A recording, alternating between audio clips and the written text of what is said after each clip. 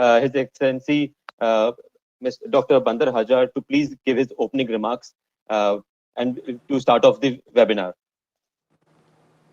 Okay, Bismillah ar-Rahman ar-Rahim. Alhamdulillah Rabbil Alameen wa salatu wa salam ala Sayyidina Muhammad wa ala alihi wa sahbihi ajma'in. Excellencies, distinguished guests, ladies and gentlemen, Assalamu alaikum wa rahmatullahi wa barakatuh. It gives me great pleasure to welcome you all to the webinar discussing the response of the IsDB group private sector entities to COVID-19. It is indeed an honor for the IsDB to co-organize this virtual event with the Ministry of Economy of the United Arab Emirates.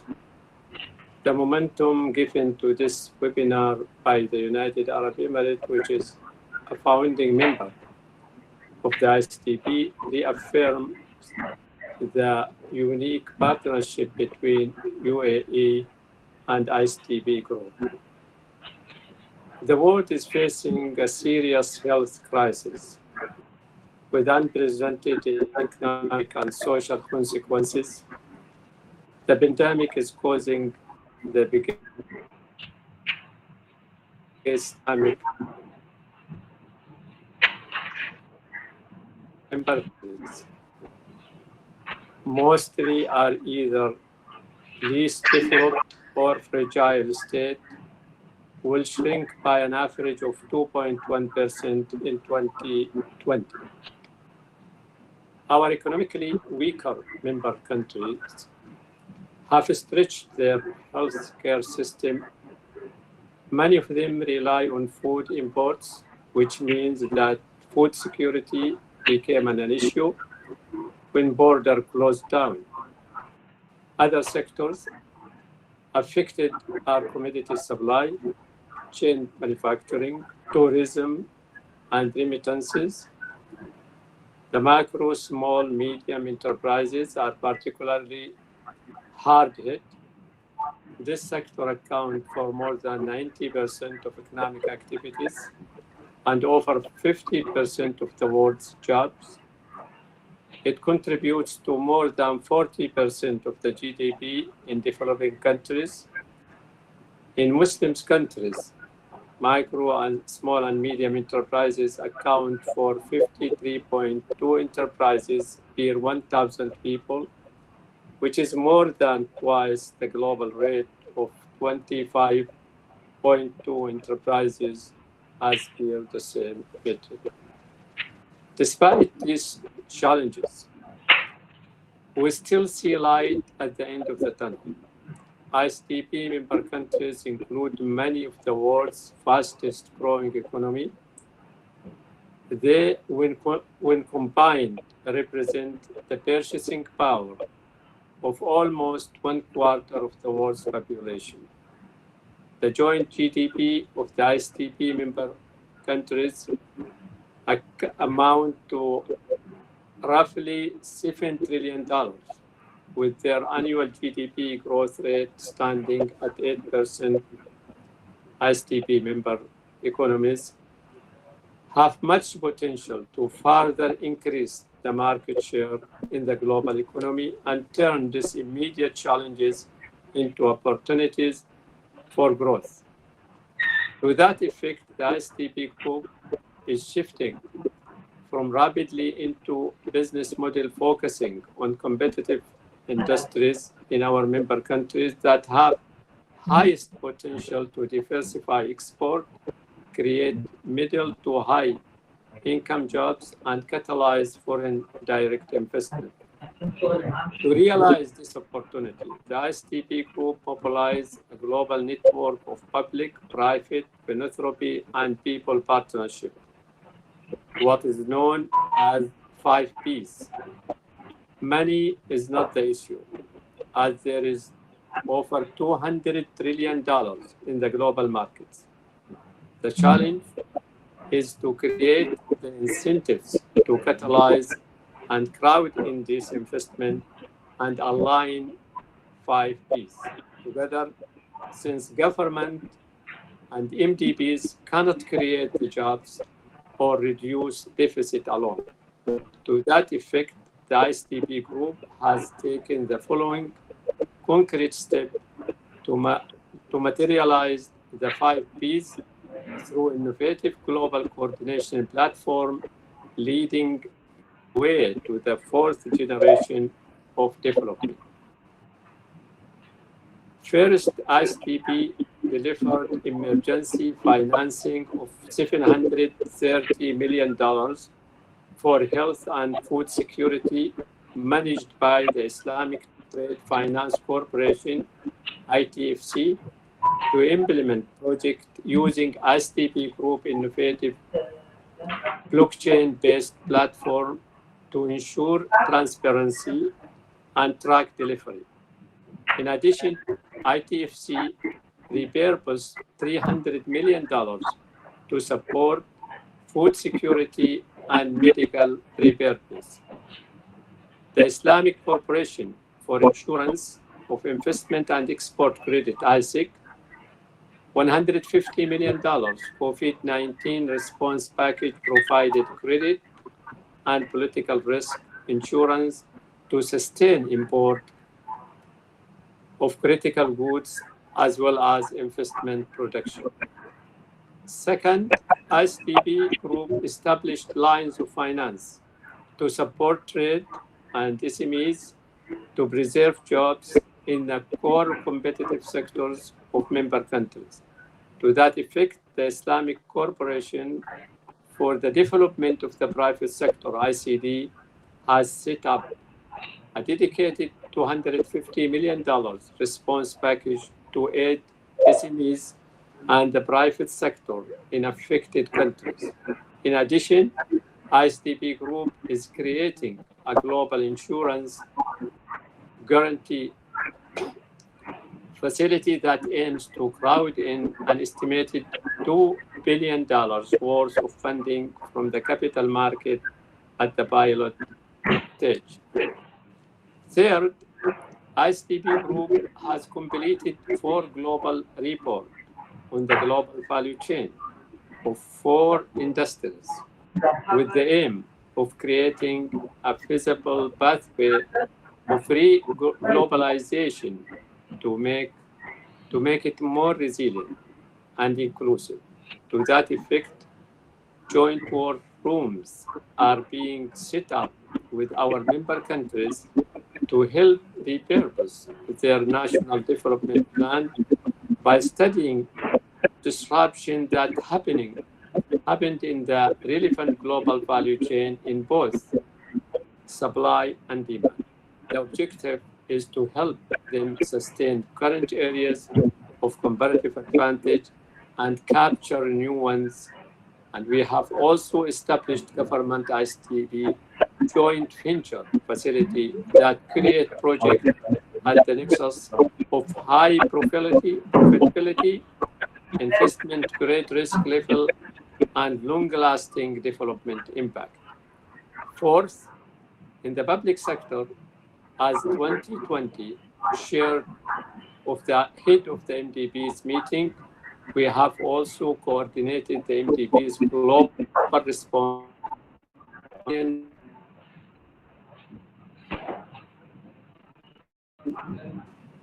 short-term emergency health sector financing, private sector lines of finance, and accelerated infrastructure PPP investment financing, and unconventional financing. Furthermore, IsDB Group has coordinated the joint commitment of the Arab Coordination Group $10 billion response to COVID-19. Finally, the 5 Ps network goes far beyond financing into knowledge, capacity development by philanthropic organizations such as International Federation of Red Crescent and Cross, IFRC, which operates through 190 legal NGOs, Pasteur Institute, which is leveraging its previous expertise with Ebola to give training to many of our countries, and many other players that are offering their services through our global coordination platform on cost recovery basis. This is further augmented with support from several UN agencies, including UNDP and UNICEF, that are also supporting procurement of medical supplies through the said platform.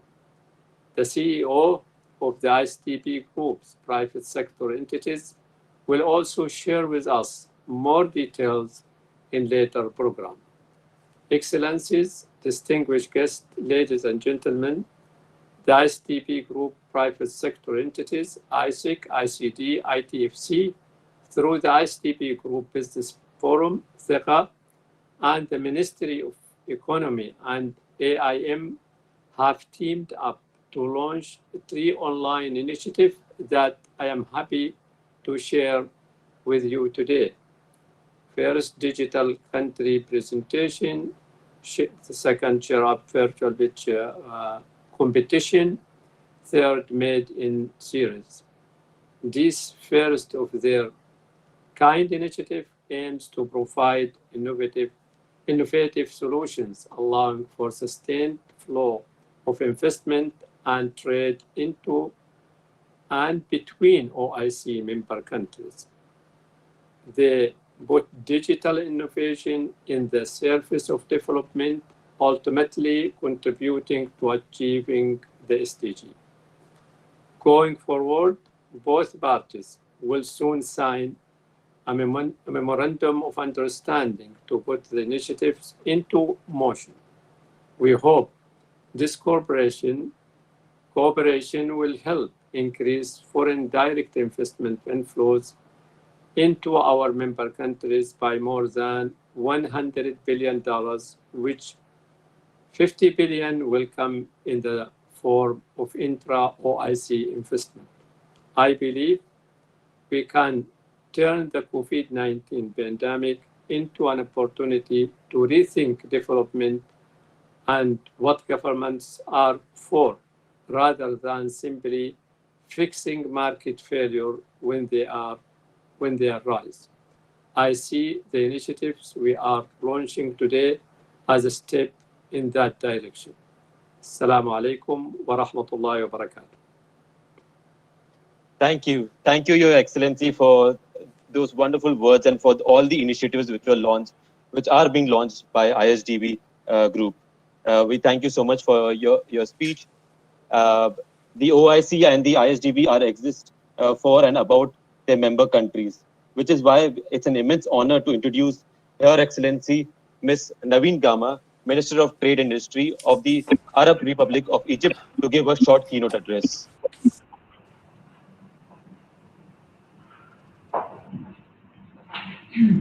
Assalamu alaikum. First of all, I would like to express my pleasure to participate in the webinar organized by ISDB Group Private Sector on action response to COVID-19. I would like to extend my sincere gratitude to His Excellency Dr. Bandar Hajar, President of the Islamic Development Bank Group, for the kind invitation to participate in this webinar. And I would like to welcome the research panelists and guests. The world has witnessed and is still living the consequences of the novel coronavirus pandemic that affected all aspects of life. The Egyptian economy was impacted by the implementation of this series. Alike for countries worldwide, each country has its case of a according to its economic events.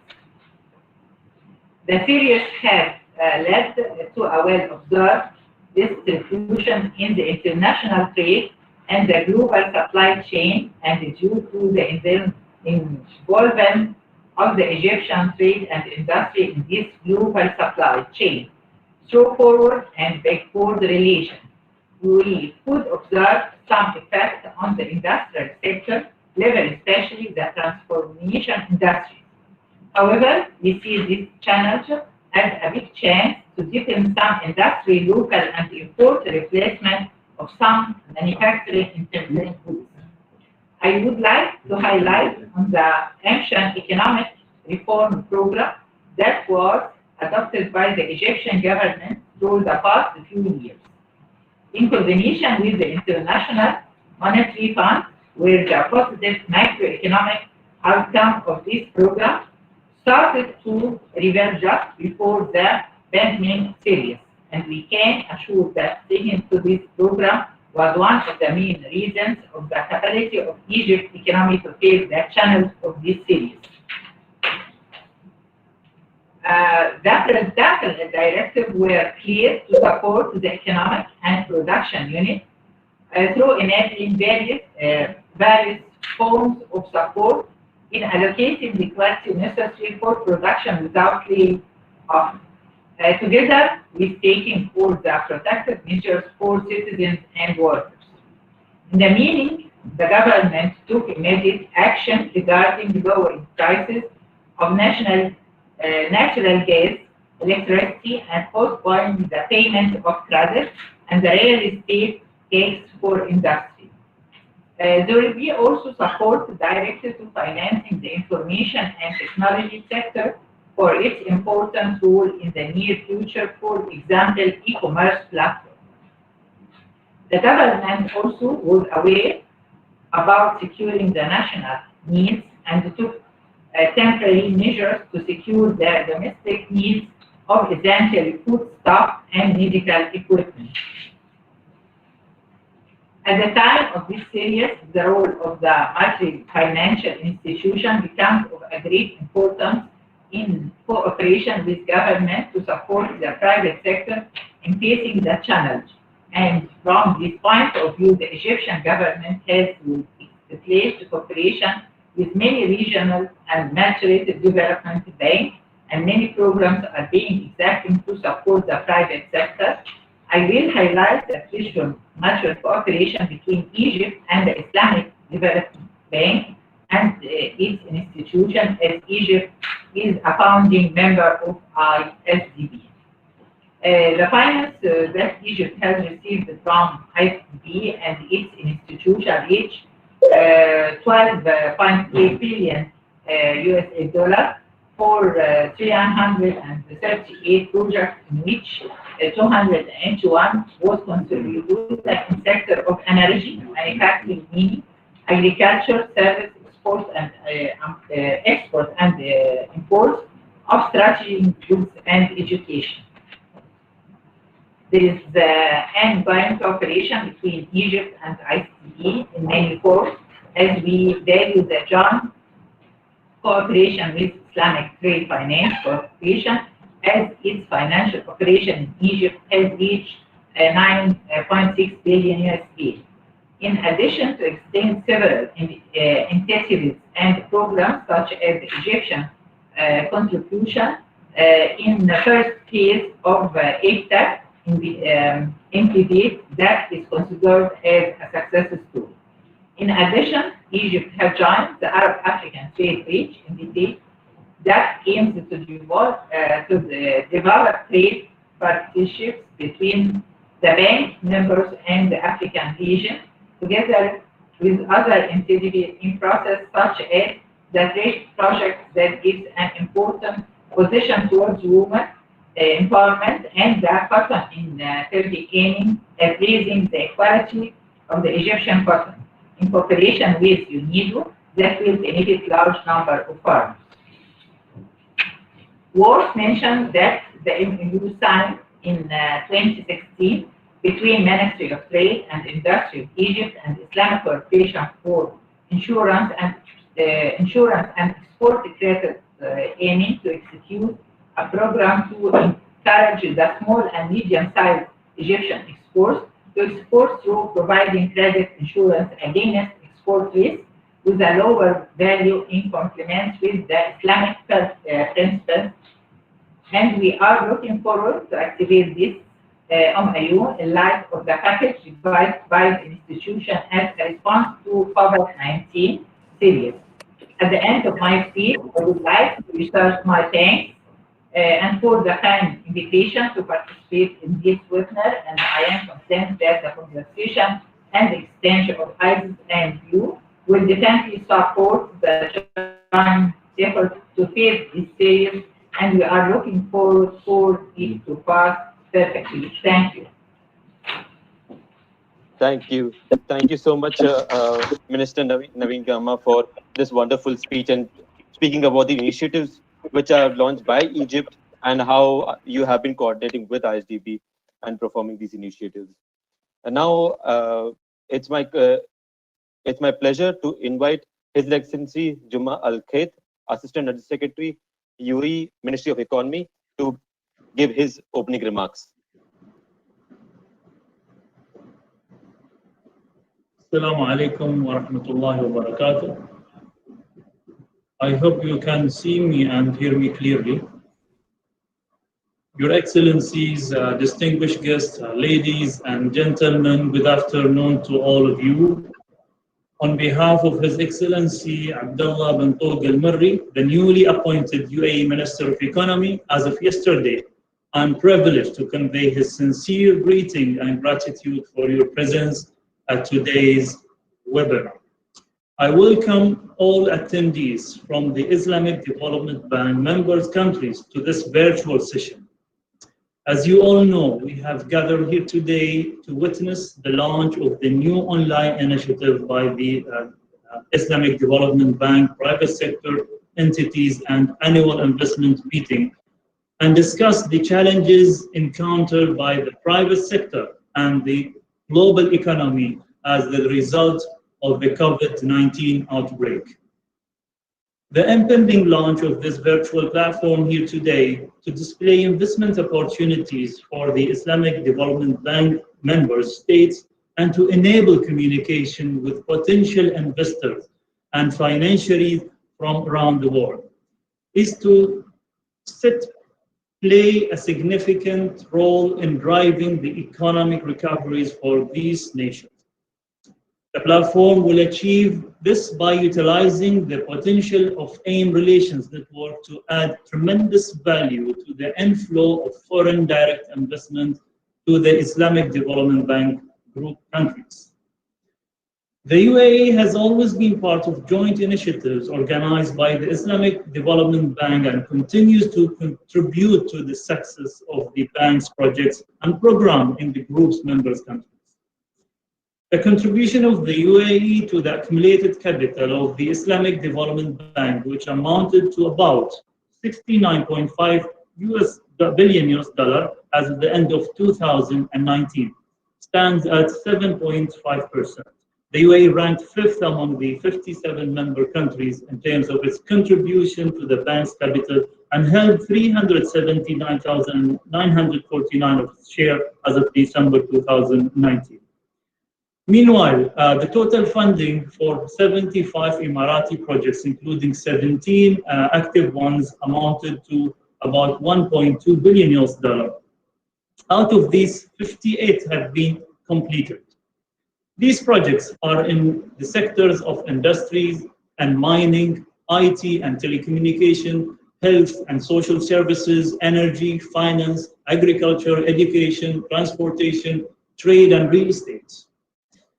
Ladies and gentlemen, given the integral role played by the private sector in driving our economic growth, we consider it our primary responsibility to equip the business sector, particularly small and medium enterprises, with all necessary resources and skills they need to address the challenges brought about by the pandemic situation and resume growth. The total value of support and stimulus plan launched by the UAE government to combat the pandemic crisis currently amounted to 282 billion dirham.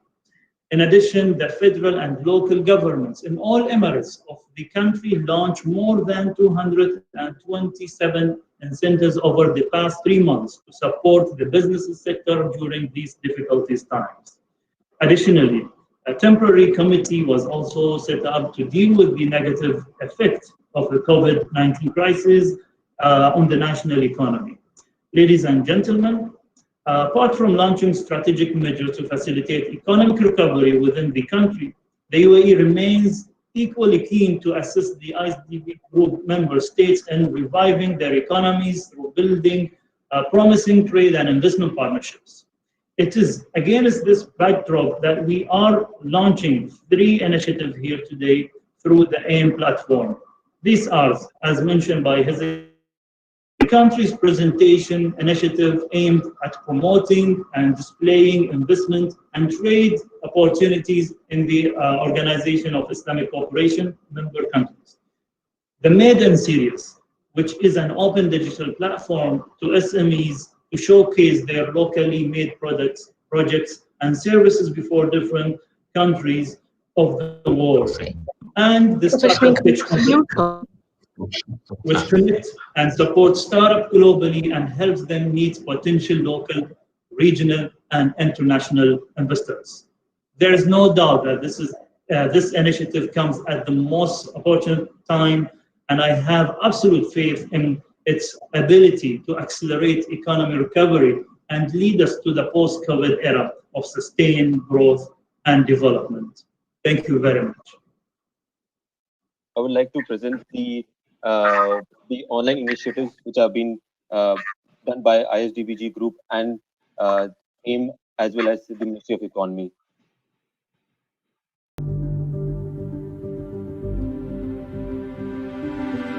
With the onset of the COVID-19 pandemic globally, our realities have changed overnight, and economies are facing a new landscape. In light of these events, the Islamic Development Bank Group private sector entities are partnering with the UAE Ministry of Economy and the annual investment meeting to deliver crucial online initiatives to propel new ideas to the forefront. These online initiatives are the first of their kind, designed to provide the necessary solutions and allow the ongoing flow for investment and trade opportunities in OIC member countries despite the effects of the virus. The first initiative is the Digital Country Presentation, which is a critical virtual gathering for investors, government agencies, private corporations, financial institutions, and investment promotion agencies, which will allow OIC member countries to promote their investment and trade opportunities. The second initiative is Made In series, which will serve as a digital platform for SMEs to present their industry projects, products, and services aimed at achieving economic growth and increasing countries' exports while securing funding for their projects. The third initiative is the Startups Virtual Pitch Competition, which is a virtual landscape for startups to shine, connect, network, and explore global market penetration. Such initiatives are crucial for providing economic relief during this challenging time due to COVID-19. The initiatives carry mutually beneficial opportunities for all involved. The Islamic Development Bank Group will support its member countries by developing their investment and trade capabilities, connect with new partners, enhance South-South cooperation, share experience, and co-financing developmental projects. While OIC member countries will be able to improve their economies and seek out necessary channels to secure jobs and increase their GDP. Finally, the Islamic Development Bank Group private sector entities, ISEC, ICD, and ITFC, through its business forum, FICA, and the annual investment meeting, will be able to increase foreign direct investment, FDI, by promoting and showcasing cross-border investment among OIC member countries, which expects to exceed $100 billion FDI inflows. Despite the challenges brought by the coronavirus, our ingenuity coupled with our humanity are key elements in ensuring our survival and success in the face of uncertainty. Look forward, knowing that together we are stronger.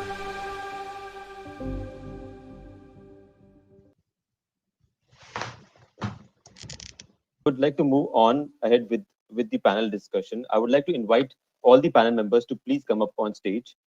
I would like to invite Mr. Osama Kaisi, Chief Executive Officer of the Islamic Corporation for Insurance of Investment and Export Credit, Engineer Hani Salem Simbol, Chief Executive Officer, International Islamic Trade Finance Corporation, Mr. Ayman Sijini, Chief Executive Officer, Islamic Corporation for the Development of the Private Sector, and to share his perspective, Dr. Abdul Wahab Al Saldoon, B20 Sherpa, and Secretary General of GPCA. I would like to welcome you all to this webinar. Thank you so much for joining us. Thank you. I'll just wait for Dr. Abdul Wahab Al Saldoon. Dr. Abdul Wahab Al Saldoon, I request you to please join us on stage. Now, moving ahead, Mr. Casey, I would like to ask you. You have a US $150 million COVID-19 response package. Can you please describe what you aim to achieve with the program and how COVID-19 has affected your underlying risk assessment criteria? What are the fundamentals to insurance schemes? Mr. Casey. Thank you, Prashant. Do you hear me? I hear you clearly, Mr. Casey. Okay, thank you very much. Good afternoon, everybody. The COVID-19 pandemic is having a severe negative impact on the global economy, with up to 32% drop in global trade as per the World Trade Organization.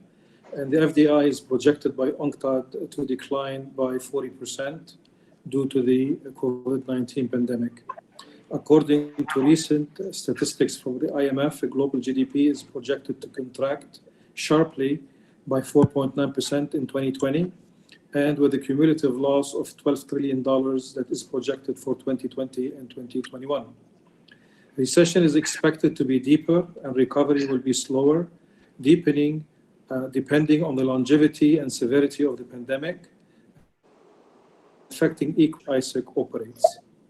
The challenge facing the global business community revolves around the uncertainty about COVID-19 in terms of the scale and geography, how long and widespread shall measure economic recovery. ISEC, as a multilateral institution, faces the additional challenge of balancing the prudent management of our own balance sheet in the face of the crises with the responsibility to support our member countries that rely on our assistance. These responsibilities are intrinsic to the business model of ISEC and explains why we are afforded superior treatment and superior seniority treatment by our shareholders in times of financial distress through so-called preferred creditor status. ISEC is involved in political risk and trade insurance and must address challenges and mitigate exposure specific to activities arising from the impact of the pandemic. The short-term nature of the trade credit and its intimate connection to the state of the world trade means that crisis management requires very active decision-making and swift decision-making, coupled with the possibility that sovereign credit quality will deteriorate, complicating the assessment of political risk insurance just at a time when the demand may be at its height. The pandemic has had an immediate and severe impact on global trade, as the necessary public health has quickly become a threat to the global economy by putting many national economies and their businesses under acute pressure. This low demand translates into affected businesses having to reduce their production capacity, which leads to overall low exports. The pandemic has had an immediate and severe impact on global trade, and this is where national economy are being impacted heavily from both the supply and demand perspective. At an aggregated scale, the shock on both the supply and the demand side is anticipated to lead to a significant reduction in the overall export, which in turn reduces government revenues.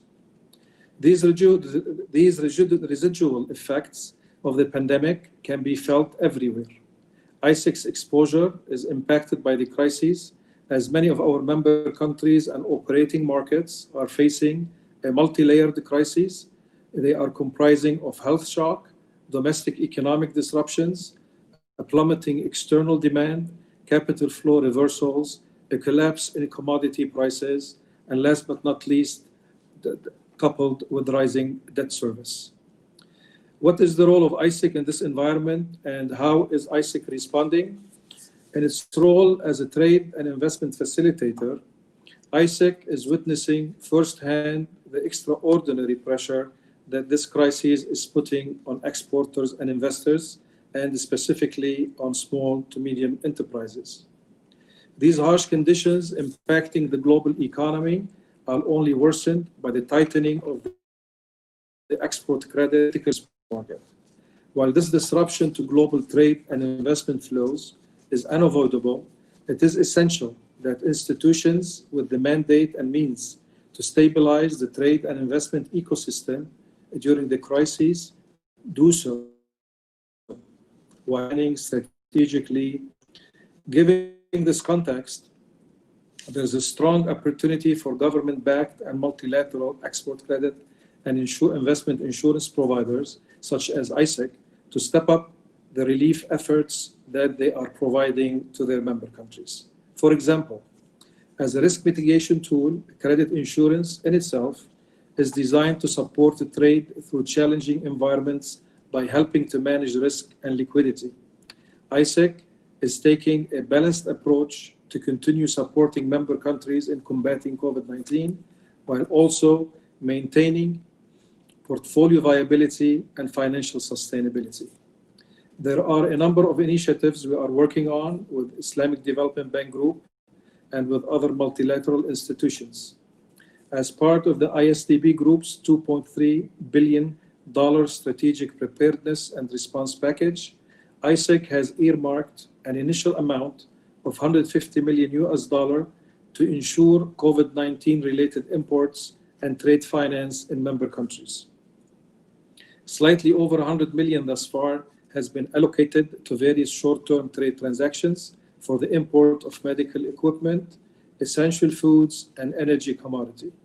A number of our member countries have thus far benefited from the pledge, namely Tunisia, Burkina Faso, Senegal, Mauritania, Cameroon, United Arab Emirates, Oman, Jordan, Egypt, and Pakistan. In addition, the corporation has contributed to a number of relevant strategic projects, providing €143 million cover to the construction of 2 new hospitals and 5 new medical units in existing hospitals in West Africa. And as of recently, we have extended a $2.3 million coverage towards upgrade of hospitals across Punjab and Pakistan. ISEC will continue working with local governments and suppliers to address the urgent need for pharmaceuticals, healthcare, supplies, and agricultural commodities, among other essential products.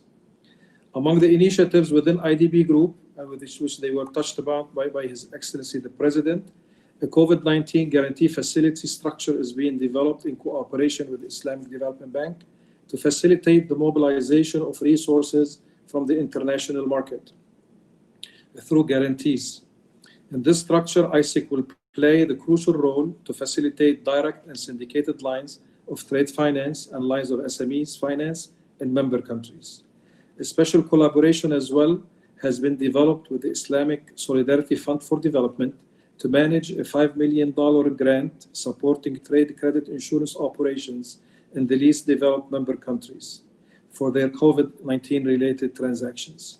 The grant is provided in the form of subsidies for insurance premiums or can be used as first loss tranche structured transactions. ISEC as well is working closely with its sister entity ITFC to support syndicated COVID-19 related trade finance business in our member countries.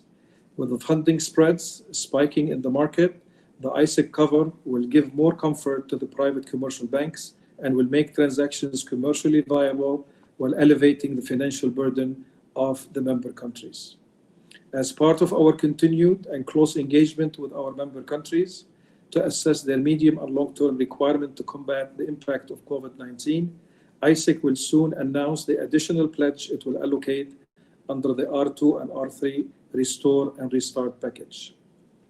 Against this background, there is a clear need to keep trade and FDI flowing, both to ensure the supply of essential products and to send a signal of confidence to our member countries.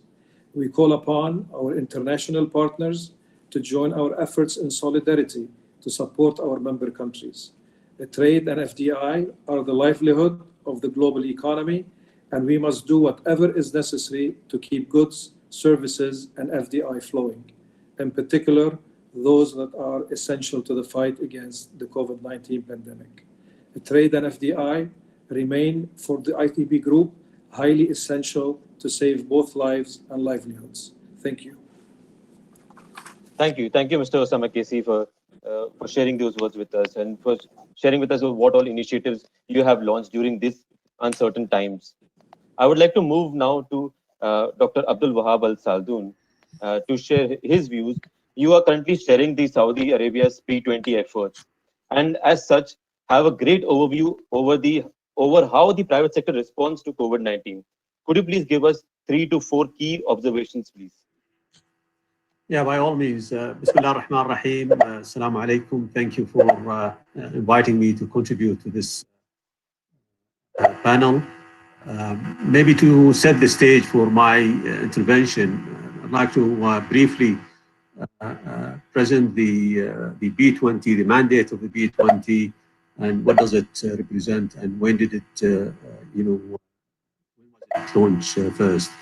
The B20 is one of the engagement group within the G20, which is the central platform for the international cooperation on financial and economic issues. And that was established back in 1999 in response to the Asian financial crisis in 1997. And the aim is to maintain financial and economic progress. The G20 countries account for more than 90% of the world GDP, also accounting for over 80% of the global trade, 2/3 of the world population. That really give it the weight and the influence on shaping the global direction when it comes to economic and financial matters. The year 2020 marks the year of Saudi Arabia's presidency of the G20 group, which is the first time a country from the Arab world chairing the G20 group and contributing to the policy recommendation related to the economic and social perspectives. Historically, the G20 deal with many social and economic crises in the past, including the 2008 financial meltdown, and all of this is through collaboration between the leading economies. G20 is again one of the 8 engagement group within Saudi Arabia's G20. It is the voice of the business, global business community. We have over 700 representatives from the G20 countries and beyond. And central to the mandate of the B20 is cooperation between the private sectors and the government in developing policy recommendations that are actionable and inclusive to drive economic and social growth. We've set several priorities and accordingly established task forces and action council addressing those priorities, which was the result of a very comprehensive methodology, including looking at all the think tanks, the Vision 2030 in Saudi Arabia. So we came up with 6 task forces and 1 action council. Those are the trade and investment, finance and infrastructure, energy sustainability and climate, digitalization, future work and education, integrity and compliance, and last but not least, women in business, which is a signature topic within the Saudi Arabia B20 mission. Among all those 6 and 7 task forces and action council, as SMEs and the DSGs are cross-cutting themes for all the task forces. And back to the COVID-19 and your questions, I would like to describe it as an unprecedented and extraordinary issue. Unlike the 2008, though the 2008 and the current crisis have both led to global economic recession, the financial crisis back in 2008 was largely a man-made failure in part of the financial system, driven by human sentiment that leveraged fault line in the system. And as such, the collapse was predictable and hence, it could be remedied by addressing the underlying causes. By contrast, the COVID-19 pandemic and the subsequent crisis is a consequence of a complexly woven ecological, social, and economic system. It threatened to undo the progress the world has made on various sustainable development goals. Data that we have at present on the impact on human and economic health is truly ascertain that the crisis is indeed unprecedented and extraordinary. And it is, as such, no surprise that the risk management and disaster preparedness system and protocol usually put in place by business, fell short of the scale of the impact. In our opinion, addressing a global crisis of that scale, require agility in the decision-making and the policy adaptation based on the feedback loop, both in terms of short-term and long-term. In the case of the long-term, this need to also take into consideration the challenges for both the individual countries and global multilateral bodies like the G20 and in this case the ISDB in addressing those challenges. And as His Excellency, the Chairman of the ISDB mentioned in his opening remark, it represents a rare opportunity to take those radical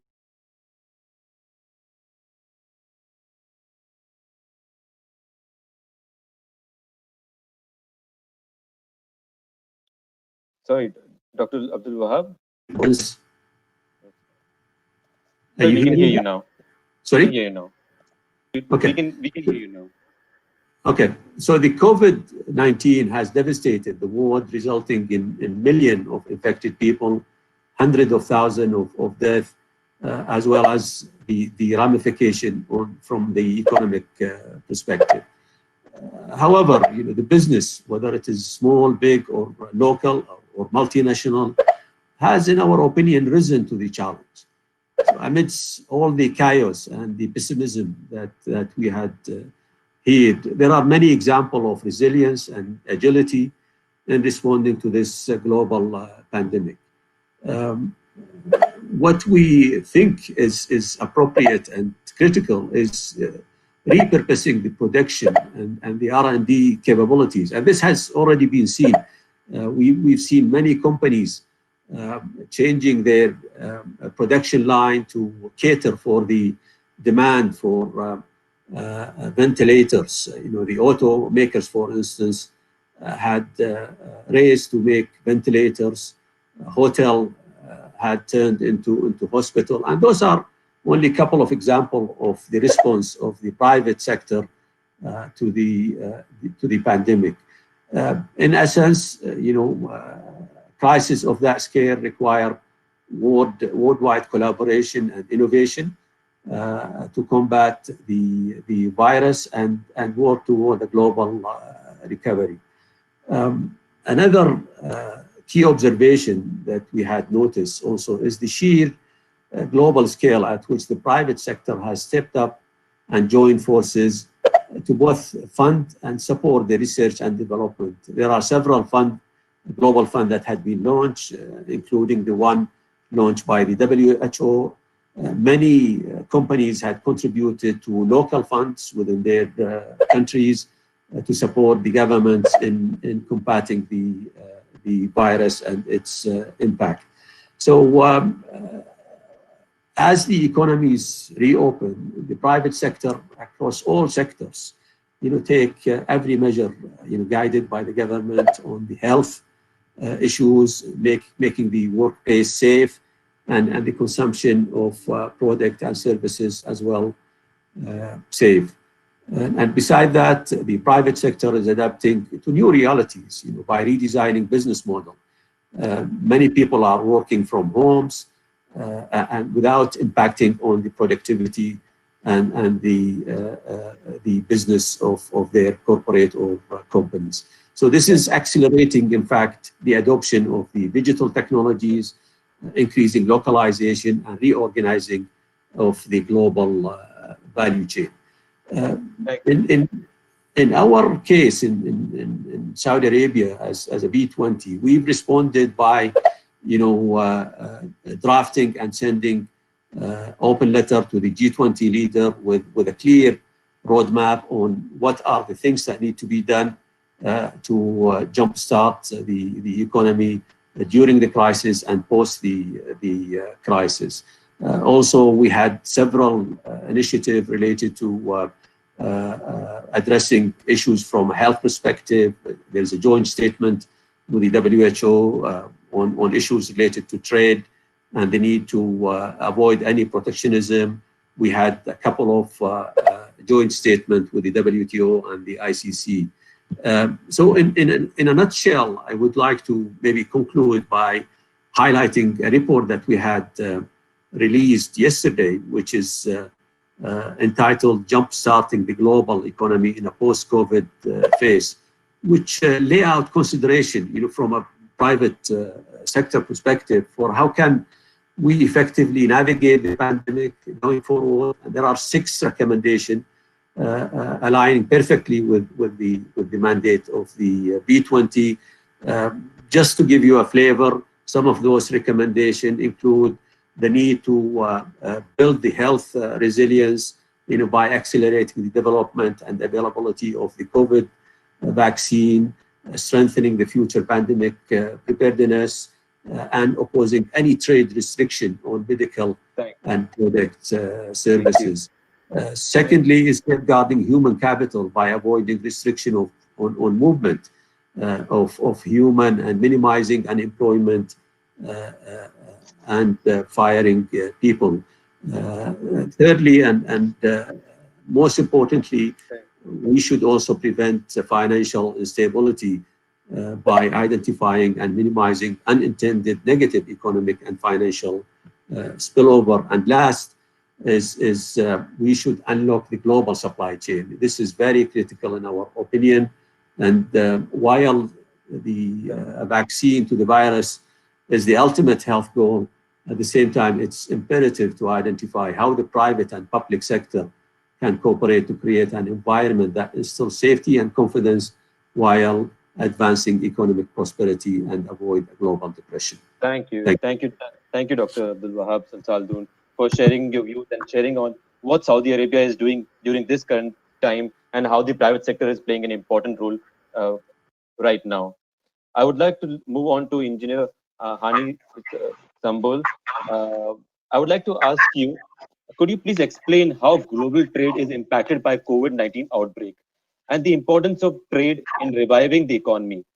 How is ITFC dealing with these issues during the different phases of response and recovery? Thank you very much. Is my voice clear here? It's very clear.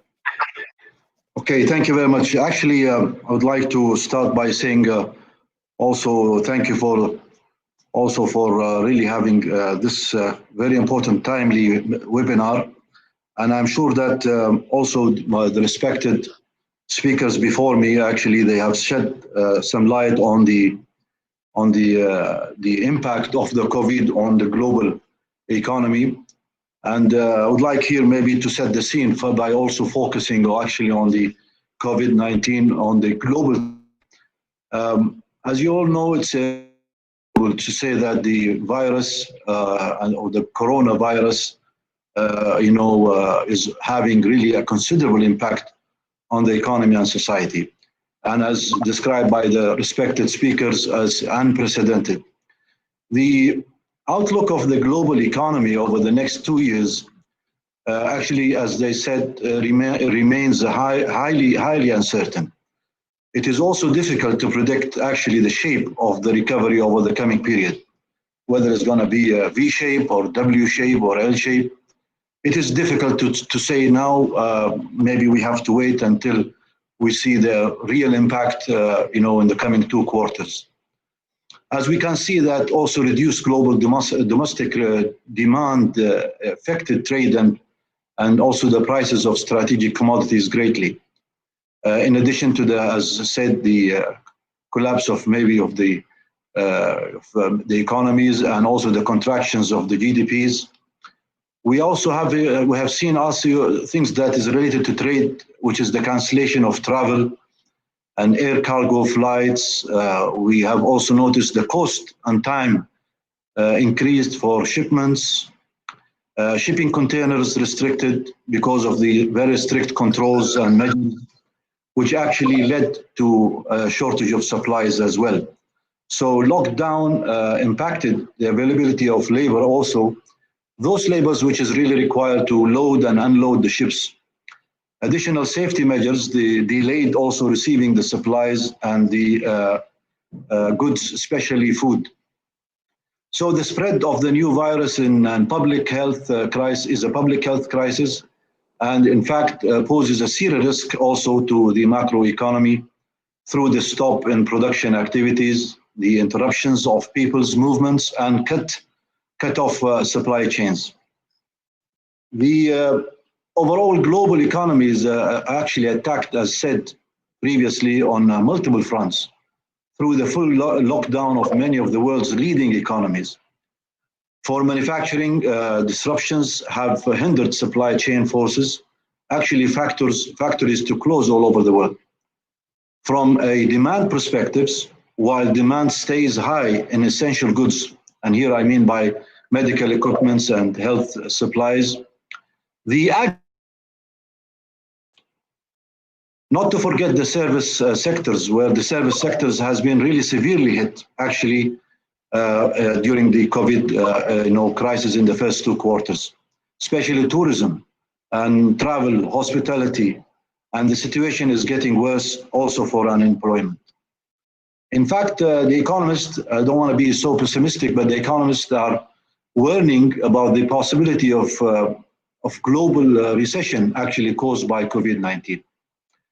So I think we're talking about how do we see it, the volume of global trade. We know that it is shrunk by 3% in the first quarter in 2020. And the initial estimates for the second quarter indicates also a drop of around 18.5%. These declines are historically large, but could have been even worse. So in light of this uncertainty and the severity of the pandemic, and the impact, the economists have looked at 2 scenarios. The first one is actually the most optimistic scenario for trade, where they see the volume of trade, world trade in 2020 would contract by 13%. And the second scenario, which is the most pessimistic one, where the world trade will fall by 32% by the end of actually 2020. As things currently stands, as we see it today, hopefully things are still on track. Trade would only actually need to grow by 2.5% per quarter for the remainder of the year to meet actually the optimistic projections.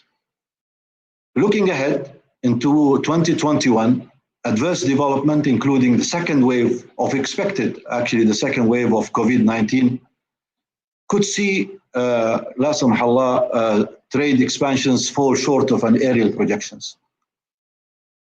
So therefore, as said also by His Excellency Mr. Abdul Wahab, the policy decisions are very important and will continue to play an important role in determining the pace of economic recovery in the future. For trade, in my view, actually to rebound strongly in the coming years, fiscal and monetary and trade policies will all need to be kept pulling in the same direction. Okay, as for ITFC, as the rest of the group, actually, from the first day, we've had one thing in mind. We said we need to keep serving member countries and also to keep enhancing the intra-OIC trade. However, we felt that there is a need actually to adapt actually to the new ways of doing business and relying more on digitization. We need actually to align again with what is happening in the world and revisiting our strategies so that at least we can see a model that will fit the new requirements in the future. We would like, of course, to tell you that we have been really working hard with our partners, really to keep things moving from our joint programs, but focusing on the COVID-19 programs, partners like the Badia, OFID, Africa Exim Bank, and also with UN agencies and commissions like the African Commission for Trade, to implement the joint programs, as I said, and also special ones for COVID-19. We will make all possible efforts, actually, in ITFC to see that we are really turning the challenges into opportunities. And I mean that by really looking at new markets and, of course, new opportunities, focus on important sectors like the health sector, and also enhance integrated programs where you see trade finance and trade development joined together. We also are focusing on providing solutions, and solutions I mean here by innovative solutions. So what did we do? We had two packages. The first one is the 300 million rapid response initiative, where we are actually immediately assisting member countries to acquire their strategic commodities and also to support the private sector in responding to the crisis, especially and minimizing the impact on SMEs to sustain economic development. The other package is the 550 million recovery response program, which is actually also a program where we are joining trade finance and trade development that will help member countries in relaunching their economies. This is in top, of course, actually to the almost $5 billion normal trade finance pipeline that was already set for 2020. I also would like to say that we felt that also high-level virtual meetings, consultations with major clients was very important because they needed technical assistance and they needed programs and capacity building.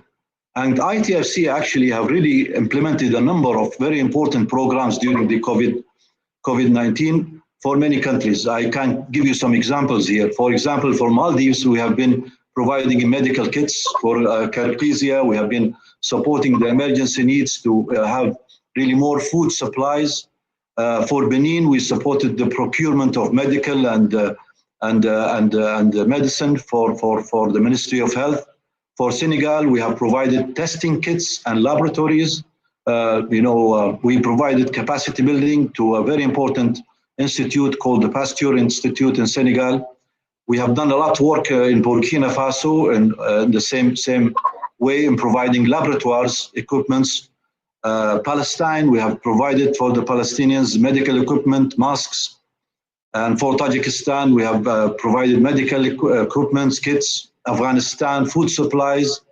Also, we have supported the Arab Tourism Organization to really do some capacity work. Regional countries in West Africa, we have done a webinar which is attended by 10,000 people. This is on medical protocols actually for French and English speaking countries. In Africa, Tunisia, Sudan, and the list is long. However, I would like really to conclude by saying that we are very keen actually to see that tomorrow is going to be brighter than today. And that's why for trade to continue to really to flow, we need to acknowledge that trade is actually playing a very important role in the recovery phase.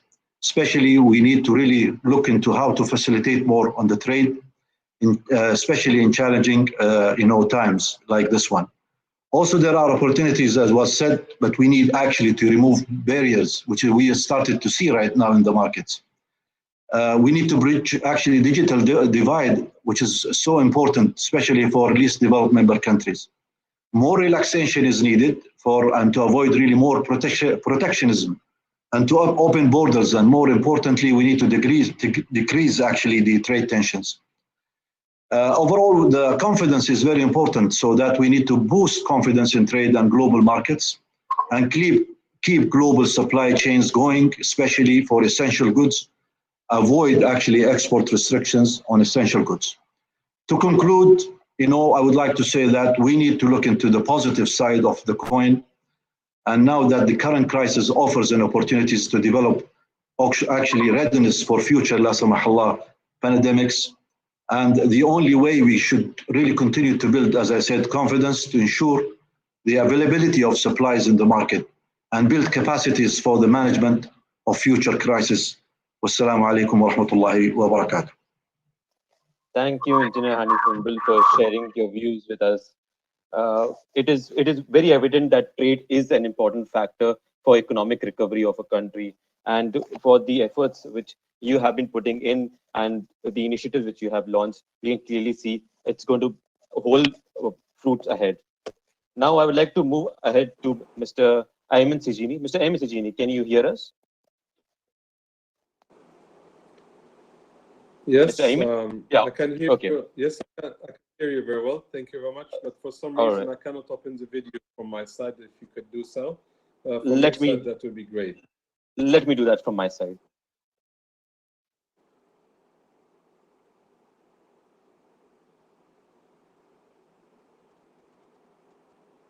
Okay, look, I'll get back to the video aspect, but I can hear you clearly, so we'll move All ahead right. with the question which I have All for right. you. Excellent. Excellent. So, Bismillah ar-Rahman ar-Rahim wa salatu wassalam ala Sayyidina Muhammad. Thank you very much. It's a great honor to be on this very high level webinar, and we're definitely excited to give you a quick overview of who we are as ICD and what activities we've been doing for the COVID-19. Islamic Cooperation for the Development of the Private Sector is more or less supporting in 55 member countries. And we are basically have created a response pack of $250 million for the COVID-19. The channels that we do is through 5 different direct channels. One of them is the PPP, Public-Private Partnership and Term Financing, that can help the healthcare and the electrical power generation and agriculture business. The second way for us to support all the member countries is through the issuance of sukuk for those particular projects, electrical power or generation of electrician that is green electrician generation or healthcare business. Third, what we do is also private equity and investments directly, of which we focus into healthcare, agriculture and financial institutions and insurances. And then we go also into asset management of funds. But yet also our biggest focus is through our network of 100 plus financial institutions through which we provide SME financing. And the SME financing more or less gets to be done through us providing line of finance to those financial institutions.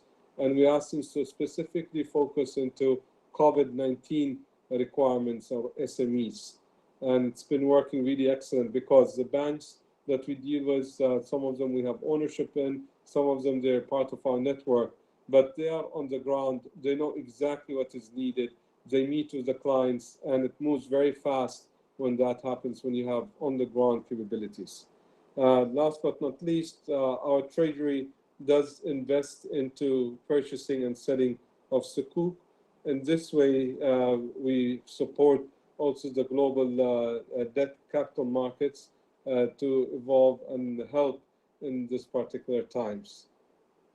So this is in the lump sum. Again, it is extremely important for us to be fast and supportive of our member countries during these times. And we continue monitoring it very closely. We're in constant contact with all the managing directors of the financial institutions that we have in our network. And we're closely listening to their needs, listening to their way of their governments, how they are reacting to the COVID-19 through the financial institution. So for example, sometimes you will find some countries requiring 6 months delay in repayments from clients of our financial institutions. In this way, there is a restructuring that might be needed, or we provide the line of finance in a structure that helps the SMEs the best. This is basically in a summary of what we are doing right now in ICD. Thank you very much. Thank you, Mr. Ayman Sijini. Thank you so much for sharing the initiatives which you have launched during this time, especially on the Islamic sukuk issuance side. Actually, we were supposed to go through the audience Q&A, but since we are running short on time, I will be sharing these questions with the ISDB group, and the responses will be sent to you via email. Ladies and gentlemen, with this, we bring the webinar to a close. Once again, we would like to express our heartfelt thank you to all our speakers and also to ISDBG for holding this webinar. We would also we'll also be sharing the video recording and a short survey through email.